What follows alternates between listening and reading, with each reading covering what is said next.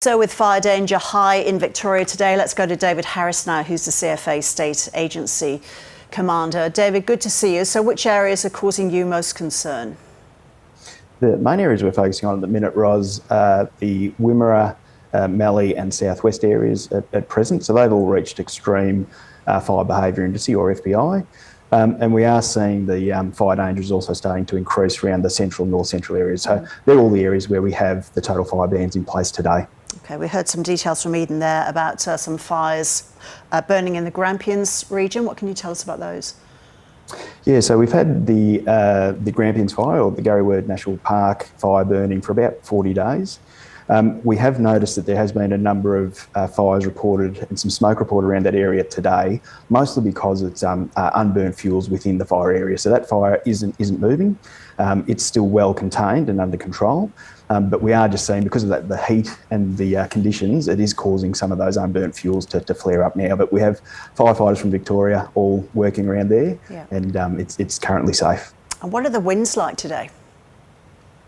Yeah, so the winds are going to be a bit problematic. So they're increasing from northwest through the afternoon, and as the wind change comes through this afternoon, we're going to see wind gusts of up to maybe 70 kilometres per hour with that wind change from a southwesterly direction.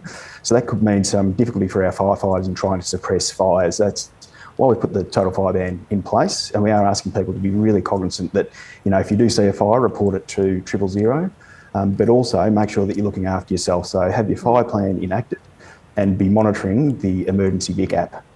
There are some reported thunderstorms already happening. Are you worried about possible dry thunderstorms, David, with lightning being an issue? But we are, because the bulk of that humidity is actually sort of up in that middle to upper atmosphere where the storms are developing, but there's very little rain that's coming down with those storms. That does mean that we do get lightning strikes will come down without any rain to then put out the fires that they might cause. That can be a bit of a problem for us. So we've had at least 2 fires started so far today from some storms that went through a little bit earlier. One of them got up to about 4 hectares and we had about 13 trucks on it. We are prepared for multiple fires to start, but we really do need people to be engaged and looking out on the horizon. If they do see something, to definitely report it to us. Yeah. So how do you prepare for a day like today? How much planning goes on ahead of time? Yeah, so look, planning for this started, it would have been last Wednesday.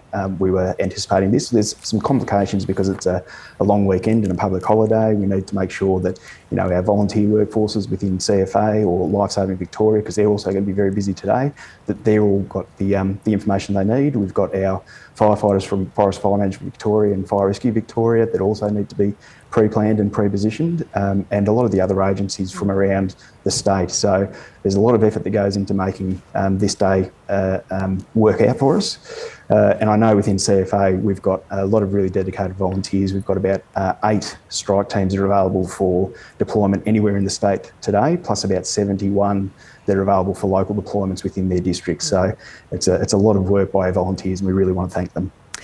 There should be welcome relief, though, from the temperatures later in the day. But does that mean that the fire danger also subsides? Look, it will subside after that change moves through. So with the wind change, you'll notice that the temperature probably drops by about 10 degrees. However, the fire danger might lag behind that for another hour or so. So if there are any fires burning at that time when the wind change comes through, we might still be chasing it for a while. So we are planning on a bit of a late night here in the State Control Centre and across the state. OK, we wish you all the best. David Harris, thanks for your time. No worries. Thanks, Ross.